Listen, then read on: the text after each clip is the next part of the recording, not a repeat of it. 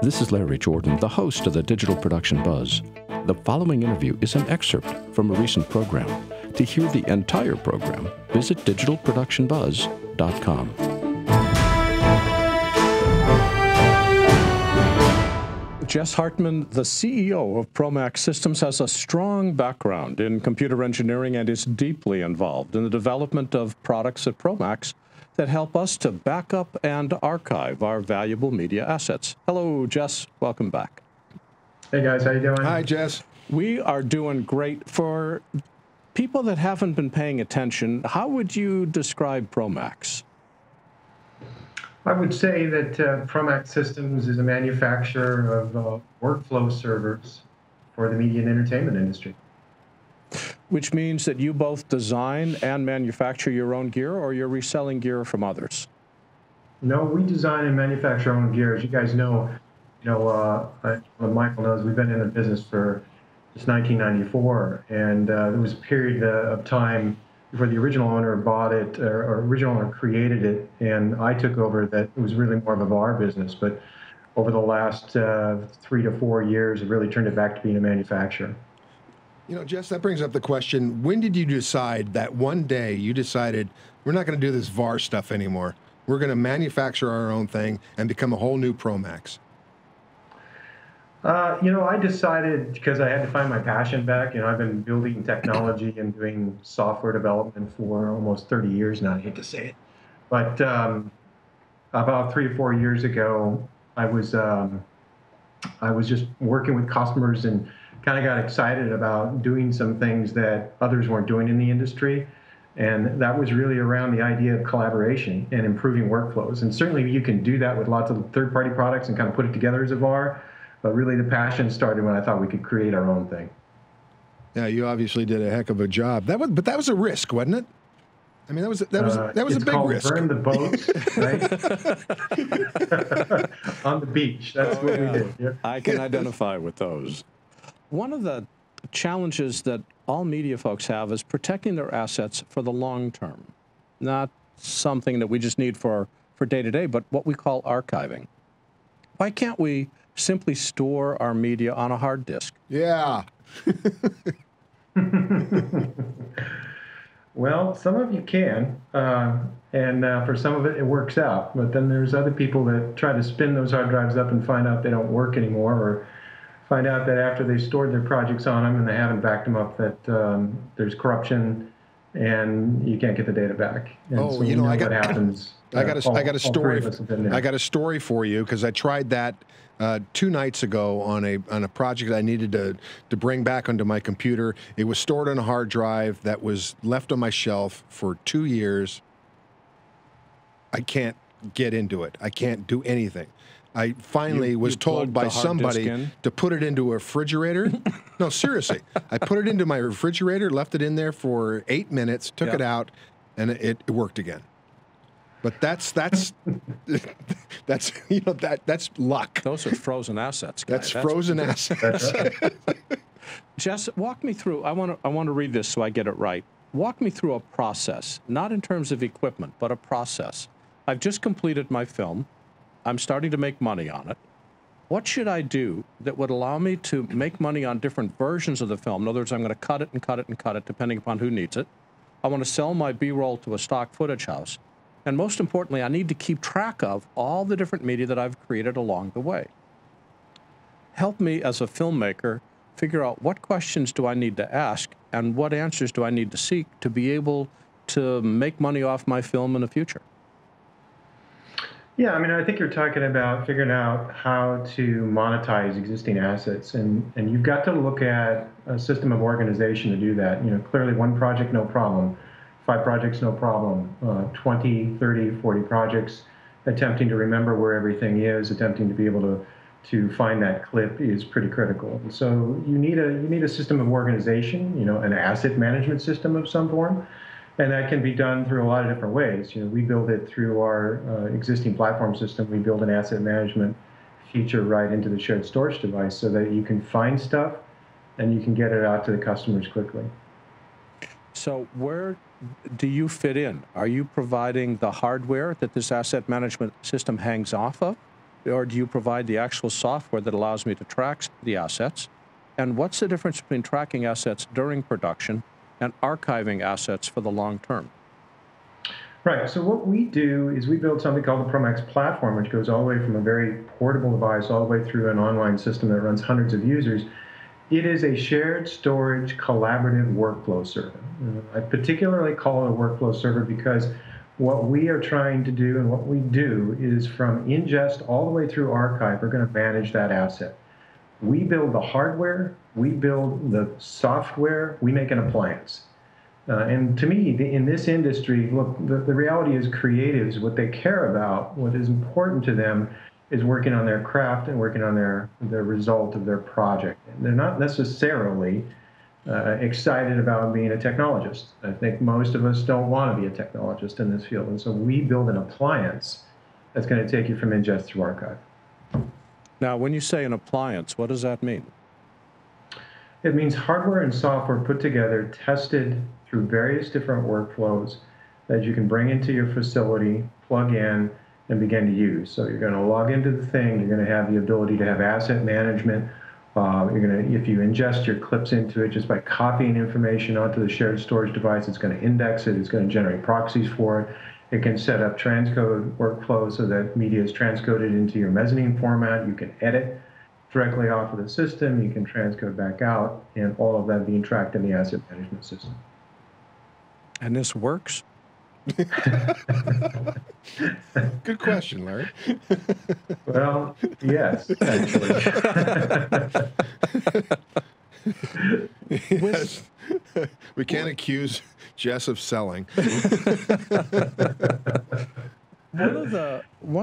it's hard to be in the industry for 30 years unless you can figure it out, right? Absolutely. One of the challenges we've got is with archiving, because there's no media out there that allows us to store permanently forever and be able to pull it back.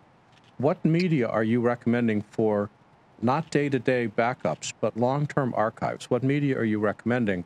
And how often do we need to update it because that media changes? Yeah, I think, at the end of the day, LTO is still one of the industry standards. It's accepted by insurance companies that insure projects.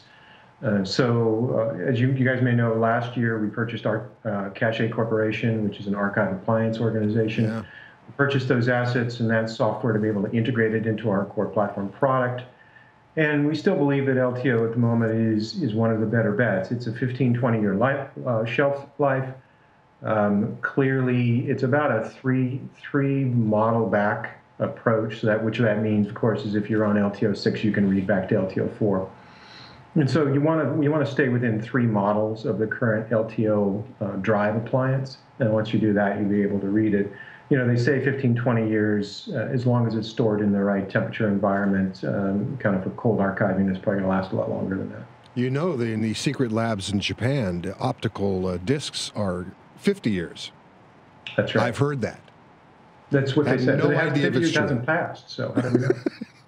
But I'm not going to say it's a downside, but it's something people need to be aware of with LTO, is that about every 18 months, we go from LTO 5 to 6, from 6 to 7, from 7 to 8, and they've published the roadmap and said, this is where we're going, so it's not a surprise. But one of the things that, as media creators, we need to pay attention to is that about every 3 to 5 years, we're going to need to buy a new LTO drive and migrate all of our assets. Is that still a true statement? Because we won't be able to read LTO 1s on LTO 6 devices. Yeah, I think that's true. But what you're finding, though, Larry, is even though it's been a cycle of 18 months, we're starting to stretch that out. Like LTO 7 is not really going to be available until the beginning of next year. The capacities are about doubling every time we go up to a next generation. And so at the end of the day, although, maybe we can get 2.5 terabytes on a current LTO 6 device, and maybe we can get, close to 5 plus on an LTO 7, there's a place here, unless we're all storing everything in 4K, there's a place here where you're not going to have to continue to upgrade your drive. Your projects are going to be just okay on that existing drive. But I think it's important to note, and again, you're welcome to disagree with me, but I think it's important to note that we sort of need to, in the back of our mind, plan for having to upgrade our archives every period of time, whether that's 3 years or 5 years or 8 years, that we can't just simply put the tape on the shelf and expect it to last forever? Yeah, well, I think the point is it's not going to last forever, but it can last 15 or 20 years. Your issue is, do you have a drive that's going to be able to read it, right? So if you keep your same drive system in place and that drive system's operating accurately, then you don't necessarily have to re-archive stuff. But if obviously you can't get a hold of that drive anymore, or can't use that drive anymore, then you have to re-archive. Let's come back to keeping track of all these. You said that in your system, we're going to need to be able to keep track of our assets for productions on a daily basis. This is what asset management is all about. And then we need to be able to keep track of what's on tape because we're storing that for the long term. That's what archive software is all about. Do your systems provide both daily asset management tracking and archiving, or do they lean and specialize more in one than the other? So as I mentioned, as we bought Cache Corporation, we bought that for the purpose of integrating the magic of LTO management into our platform appliance. So today, where those are somewhat separate in separate catalogs, within the year, those will be integrated. And so what that means is as you have your shared storage, your collaborative environment, you're putting your production on that, you're working on it, and ultimately you push it off to archive.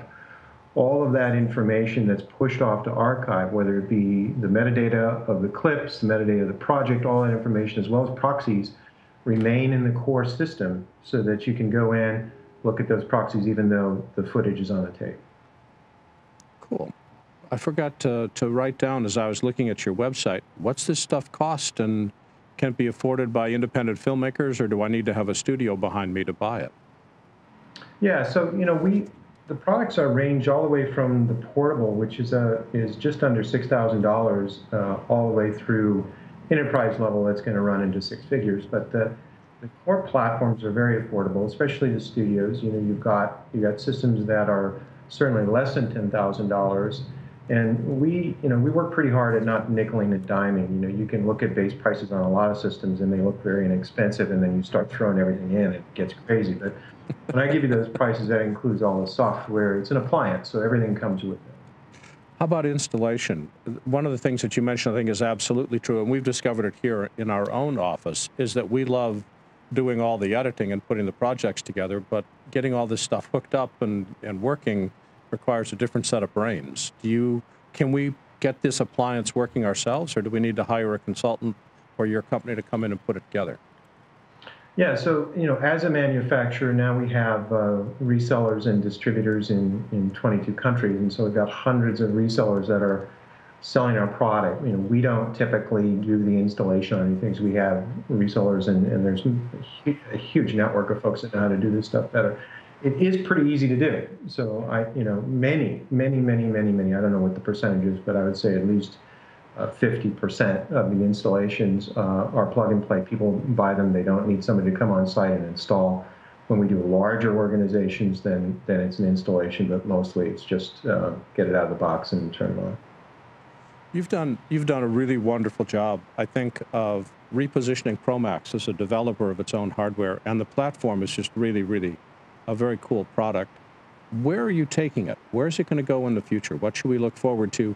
Not necessarily in terms of product announcements, but what trends are you following? New cameras. New cameras, new codecs. I think I mentioned this, Larry, at the NAB shows. The reality is that, from my perspective, and if you saw the number of shared storage vendors that were at NAB, we had 34 shared storage vendors. I was watching the buzz from last week, and there was another one that just got announced, right? That was on your show. The reality is that shared storage as a collaboration technology is becoming a commodity. And as a commodity, that means that the prices are going to come down, which is good for the community at large. But it doesn't make it easier to use. Just because shared storage is available to everybody and it's a commodity doesn't mean it solves workflow problems. And so where we're taking it, where I'm taking it, where I've always wanted to take it, is an intelligent appliance that really helps you through the workflow, really helps creatives that don't want to be technologists how to do this stuff, how to make this a very simple web interface control your environment, to be able to really get from ingest to archive much simpler. Yeah, it's really hard to choose the right shared storage system because there's so many out there, and everybody seems to be doing the same thing, but they're not doing the same thing. You've only asked him the hardest possible question to answer with 30 seconds left in the show. So for people that need to know the answer to this, we'll bring Jess back. But Jess, where can people go on the web to get the answer to the question of why they should pay attention to ProMaX?